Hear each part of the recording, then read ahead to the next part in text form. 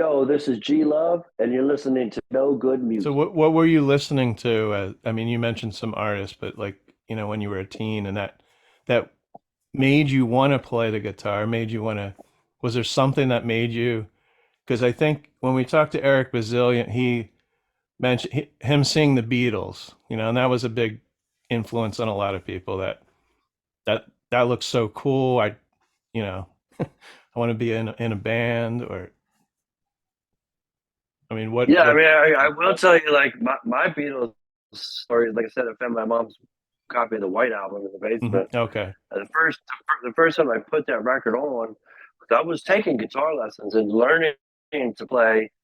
A lot of my guitar teachers would teach me to play songs, mostly Beatles songs.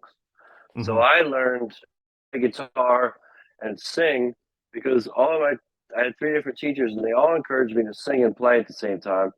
And so that was the thing. I'd take, learn how to play Her Majesty, or this week I'm gonna learn how to play Rocky Raccoon.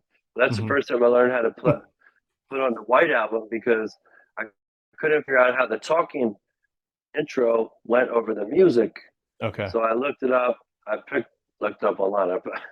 There was no online. I put on the record and Yeah. somewhere in the Black Man Hill, South Dakota. So that record, the White Album, did become inspirational for me. And like I said, Bob Dylan was a huge inspiration. I started playing harmonica on the rack Okay. and guitar at the same time, and so I really got heavily into Bob Dylan and also Neil Young.